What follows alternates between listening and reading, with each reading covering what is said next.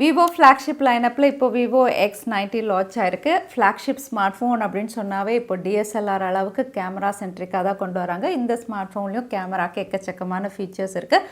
அது மட்டும் இல்லை, மற்ற ஃப்ளாக்ஷிப் டிவைஸ்லேருந்து இதில் என்ன வித்தியாசமாக கொடுத்துருக்காங்க அப்படின்னு பார்த்தீங்கன்னா இமேஜ் ப்ராசஸிங்காகவே டெடிக்கேட்டடாக ஒரு சிப், அதாவது V2 சிப். ஸோ இந்த V2 சிப்போட கேமரா எவ்வளோ தூரம் நல்லாயிருக்கு, அதோட MediaTek Dimensity 9200ல் பெர்ஃபார்மன்ஸ் எப்படி இருக்குது, கர்வ்டு டிஸ்பிளேன்னு இந்த ஃபீச்சர்ஸோட ஸ்மார்ட் ஃபோன் எவ்வளோ நல்லா இருக்குன்னு குவிக்காக டெஸ்ட் பண்ணிடலாம். அதுக்கு முன்னாடி அன்பாக்சிங் பாக்ஸில் என்னென்ன இருக்குன்னு பார்த்துடலாம். ஸோ பாக்ஸ் மேலே X19 பிரிண்ட் பண்ணி co-engineered with Zeiss மென்ஷன் பண்ணியிருக்காங்க. ஸோ Zeiss கோட்டிங்கோட தான் லென்ஸ் எல்லாம் இதில் கொடுத்துருக்காங்க. பேக் சைடில் கண்டென்ட்ஸ் எல்லாம் லிஸ்ட் அவுட் பண்ணியிருக்காங்க. SAR value head 1.14 watt per KG, body 0.66 watt per கேஜியோட கொடுத்துருக்காங்க. பாக்ஸ் பார்க்கறதுக்கே ரொம்பவே ப்ரொஃபஷனலாக இருக்குது. பாக்ஸ் ஓப்பன் பண்ண உடனே first smart phone Vivo X90 இருக்குது. அடுத்ததாக ஒரு பிளாக் பாக்ஸ் இருக்குது. அதில் சிம் இஜெக்டர் டூல் ஃபிக்ஸ் பண்ணி கொடுத்துருக்காங்க. பாக்ஸ் ஓப்பன் பண்ண உடனே யூசர் மேனுவல் உள்ள இருக்குது, படித்து பார்த்துக்கலாம். அடுத்ததாக நல்ல குவாலிட்டி TPU கேஸ். அடுத்ததாக இன்னொரு பாக்ஸும் உள்ளே இருக்குது. அதை ஓப்பன் பண்ணிங்கன்னா உங்களுக்கு பிளாக் சார்ஜர், பெரிய சார்ஜர் 120 வாட் ஃப்ளாஷ் சார்ஜர் உள்ளே கொடுத்துருக்காங்க. இது கூடவே type C to type C cable இருக்கு. ஸோ பாக்ஸ் அப்படின்னு பார்த்தீங்கன்னா ஒரு கம்ப்ளீட் ஃப்ளாக்ஷிப் பாக்ஸ் அப்படிங்கிற மாதிரி தேவையான எல்லா விஷயங்களும் இருக்கு. So Vivo X90 Breeze blue colour இது, இன்னொரு பிளாக் கலர் வேரியண்ட்டும் அவைலபிளாக இருக்கு. இங்கே டிசைன் பொறுத்த வரைக்கும் ஒரு ஸ்லீக் ப்ரீமியம் பாலிஷ்டு லுக்கோட கொடுத்துருக்காங்க அப்படின்னு சொல்லலாம். இங்கே பேக் பேனல் பெரிய கேமரா மாடியூலோட வருது. இந்த கேமரா மாடியூலும் ஸ்லைட்டாக லெஃப்ட் சைடில் அலைன் பண்ணியிருக்காங்க. போன வாட்டி X80 மாதிரி ரெண்டு செக்ஷனாக பேக் பேனல் டிவைட் பண்ணலாம். உங்களுக்கு பார்க்கறதுக்கு ரெண்டு செக்ஷன் மாதிரி இருந்தாலும் இது ஈவனாக தான் இருக்குது. நடுவில் ஜஸ்ட் ஒரு இம்ப்ரெஷன் மாதிரி தான் கொடுத்துருக்காங்க.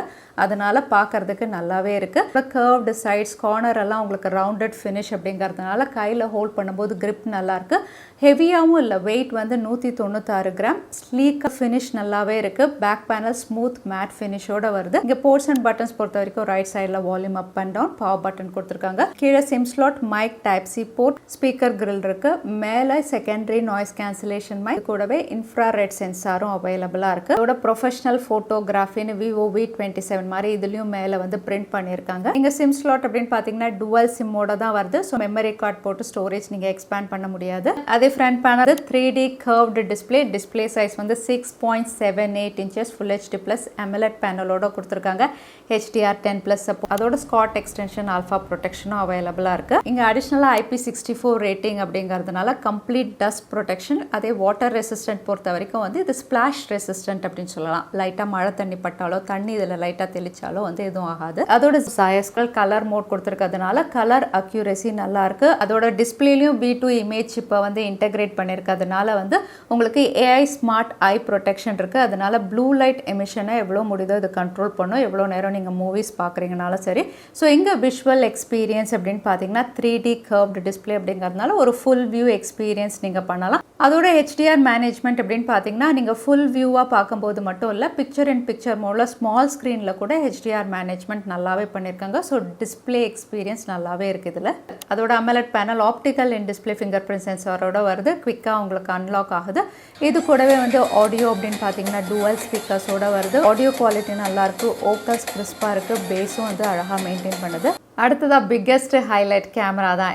இந்த ஸ்மார்ட் ஃபோன் உங்களுக்கு ரியர் சைடில் ட்ரிபிள் சென்சாரோட வருது. மெயின் சென்சார் 50 மெகா பிக்சல், சோனியுடைய IMX866 சென்சாரோட கொடுத்துருக்காங்க. கூடவே 12 மெகா பிக்சலுக்கு வைட் ஆங்கிள் லென்ஸ், 12 மெகா பிக்சலுக்கு போர்ட்ரேட் லென்ஸோட வருது. அதே செல்ஃபி கேமரா 32 மெகா பிக்சலோட கொடுத்துருக்காங்க.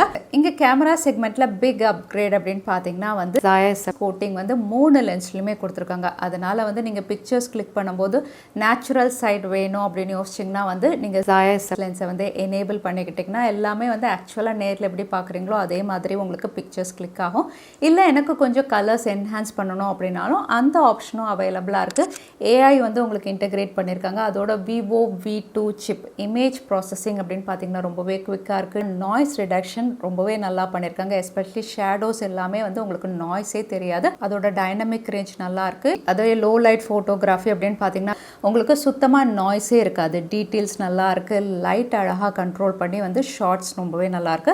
இது கூட வந்து எக்ஸ்ட்ரீம் நைட் எக்ஸ்பீரியன்ஸ் அப்படின்னு கொடுத்துருக்காங்க. சுத்தமாக லைட்டே இல்லை, அப்போவும் நீங்கள் பிக்சர் கிளிக் பண்ணீங்க அப்படின்னா அந்த இடத்துக்கு ஏற்ற மாதிரி வந்து உங்களுக்கு லைட்ஸ் ஆட் பண்ணி வந்து ஒரு பிரைட்டர் பிக்சர்ஸ் நீங்கள் கிளிக் பண்ண முடியும். இதே செல்ஃபி கேமரா அப்படின்னு பார்த்தீங்கன்னா வந்து இன்ஸ்டாகிராம் ரெடி பிக்சர்ஸ் தான், டீட்டெயில்ஸாக இருக்கட்டும், போர்ட்ரேட் மோடில் வந்து எட்ஜ் டிடக்ஷனாக இருக்கட்டும், இந்த போர்ட்ரேட் மோடெல்லாம் வந்து ஒரு சினிமேட்டிக் ஷார்ட்ஸ் மாதிரி நீங்கள் எடுக்க முடியும். அந்த மாதிரி வந்து உங்களுக்கு போர்ட்ரேட் மோடில் நிறைய டெம்ப்ளேட் ஸ்டைல்ஸ் அவைலபிளாக இருக்குது. அதே videography rear side 4K 60 FPS support இருக்குது. அதுலேயுமே நீங்கள் ஸ்டெபிளைஸ்டாக வீடியோ எடுக்க முடியும். இமேஜ் ப்ராசஸிங் சிப் இருக்கிறதுனால வந்து உங்களுக்கு டீட்டெயில்ஸ் ரொம்பவே நல்லாயிருக்கு. அதே ஃப்ரண்ட் கேமராவில் வெறும் 1080 60 FPS வரைக்கும் தான் நீங்கள் எடுக்க முடியும். ஏன் 4K கொடுக்கல அப்படின்னு தெரியல. ஃப்ளாக்ஷிப் டிவைஸ் 4K கொடுத்துருந்தா இன்னுமே நல்லா இருந்திருக்கும். பட் இதுலையுமே வந்து உங்களுக்கு ஸ்டெபிளைசேஷன் டீட்டெயில்ஸ் நல்லாவே இருக்குது. இதோட கேமராவில் அடிஷ்னல் ஃபீச்சர் அப்படின்னு பார்த்தீங்கன்னா சூப்பர் மூன் ஃபீச்சர் இருக்குது. இதில் வந்து நீங்கள் மூணு அழகாக கிளிக் பண்ண முடியும். அதோட ஆஸ்ட்ரோ ஃபீச்சரும் இருக்குது. ஸோ வந்து ஏதாவது ஸ்டார்ஸ் எல்லாம் நீங்கள் கிளிக் பண்ணணும், ஸ்கையை நீங்கள் கேப்சர் பண்ணணும்னா அதையும் யூஸ் பண்ண முடியும். கேமரா சென்ட்ரிக் டிவைஸ் அப்படிங்கிற மாதிரி நிறைய ஃபீச்சர்ஸ் கொடுத்துருக்காங்க இதுலேயும். அதே பெர்ஃபார்மன்ஸ்க்கு மீடியாடெக் டைமென்சிட்டி 9200 4 நானோமீட்டரில் ப்ராசஸ் பண்ண சிப். இது கிளாக் ஸ்பீட் 3.05 GHz. இது கூடவே பெர்ஃபார்மன்ஸை இன்னும் என்ஹான்ஸ் பண்ணுற மாதிரி விவோ V2 சிப்பும் இதில் இன்டகிரேட் பண்ணியிருக்காங்க. இது டிஸ்பிளே அண்ட் இமேஜ் ரெண்டுத்துக்குமே யூஸ் ஆகிற மாதிரி வந்து இங்கே AI இன்டகிரேட் பண்ணியிருக்காங்க.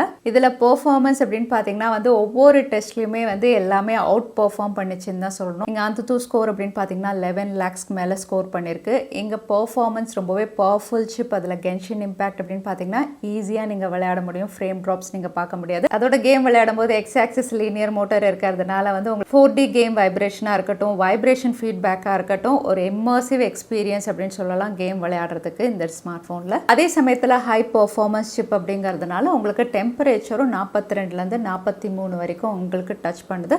ஸோ கேமரா மாடல் கிட்ட நீங்கள் தொட்டிங்கன்னா வந்து லைட்டாக சூடாக இருந்த மாதிரி இருக்கும். பட் உங்களுக்கு ஹேங் ஆகலை. பெர்ஃபார்மன்ஸ் ரொம்பவே நல்லாயிருக்கு. அதே software Android 13 Fun Touch OS 13 கொடுத்துருக்காங்க. இதில் அப்டேட் அப்படின்னு பார்த்தீங்கன்னா 3 வருஷத்துக்கான OS அப்டேட் அப்படின்னு சொல்லியிருக்காங்க.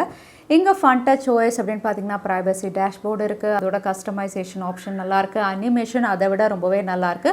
அதோட ப்ளோட்வேஸ் இதுலேயும் இருக்குது. ஃப்ளாக்ஷிப் டிவைஸ் ஏன் ப்ளோட்வேஸோட கொடுக்குறாங்கன்னு தெரியல. பட் எல்லாமே நீங்கள் அன்இன்ஸ்டால் பண்ணிக்கலாம். நோட்டிஃபிகேஷன் டிசேபிள் பண்ணிட்டீங்கன்னா Fun Touch OS-ஐ நீங்கள் நல்லாவே யூஸ் பண்ண முடியும். அதே பேட்டரி கெப்பாசிட்டி 4810 mAh கூடவே 120 watt dual self ஃப்ளாஷ் சார்ஜோட கொடுத்துருக்காங்க. இதில் வந்து உங்களுக்கு ரேப்பிட் அண்ட் பேலன்ஸ்டு 2 மோடு இருக்குது. ரெண்டுத்துலையுமே நீங்கள் குவிக்காக சார்ஜ் பண்ண முடியும். இங்கே உங்களுக்கு ½ an hour வந்து 100% ரீச் ஆகிடும். அதே பேட்டரி ஆப்டிமைசேஷன் பொறுத்த வரைக்கும் நார்மல் யூசர் இல்லை கொஞ்சம் ஹெவி யூசர்னாலுமே வந்து தாராளமாக ஒரு நாள் யூஸ் பண்ண முடியும். அதே 5G ஸ்மார்ட் ஃபோன் 5G பேண்ட்ஸும் தாராளமாக கொடுத்துருக்காங்க. Vivo X90 லேட்டஸ்ட் ஃபீச்சர்ஸோட கொண்டு வந்திருக்காங்க. குறிப்பாக வந்து Vivo V2 சிப் இமேஜ் ப்ராசஸிங்காக டெடிகேட்டட் சிப் கொடுத்துருக்காங்க. இது கூடவே மீடியாடெக் டைமென்சிட்டி 9200 அப்படின்னு பார்த்தீங்கன்னா வந்து கேமிங் பர்ஃபார்மன்ஸாக இருக்கட்டும், இல்லை டிஸ்பிளே எக்ஸ்பீரியன்ஸாக இருக்கட்டும், இல்லை கேமரா எக்ஸ்பீரியன்ஸாக இருக்கட்டும், இது மூணுமே வந்து இந்த ரெட் சிப் அழகாகவே ஹேண்டில் பண்ணுது.